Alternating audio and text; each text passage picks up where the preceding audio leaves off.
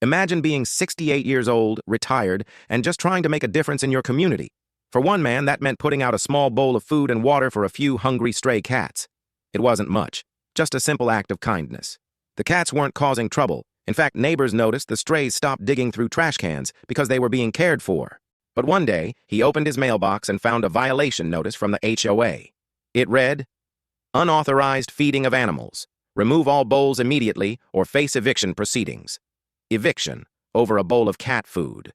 The man was stunned. He had lived in that neighborhood for over a decade, always kept his property neat, and never caused problems. Now the HOA wanted him gone for showing compassion. He tried reasoning with the board. He explained that the cats weren't pets, just strays that needed a little help. Their cold response? Community aesthetics come first. Word spread quickly through the neighborhood. Some neighbors rolled their eyes, but many were outraged. They'd seen the man sitting quietly on his porch, smiling as the cats came by for a meal. They knew he wasn't a troublemaker. Soon, neighbors began showing their support. A petition started circulating, and dozens of signatures piled up. Local animal welfare groups even heard about it and stepped in, offering to help set up humane feeding stations and organize spay and neuter programs.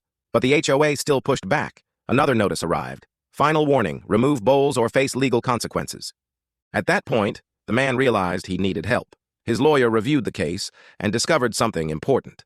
Local ordinances actually supported humane feeding of stray animals, especially when connected to rescue or trap-neuter-return programs.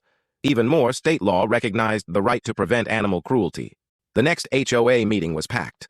Dozens of neighbors showed up, some carrying signs in support of the man. Representatives from an animal rescue group were there too.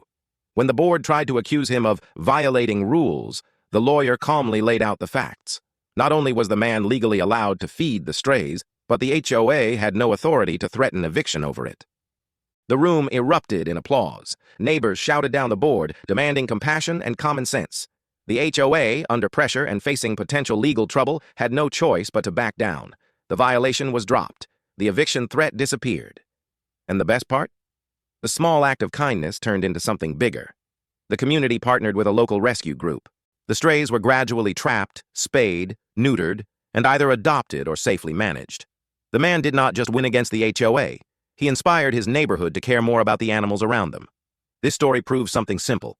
Sometimes HOAs forget humanity in their obsession with rules, but kindness backed by community support and the law can win every time.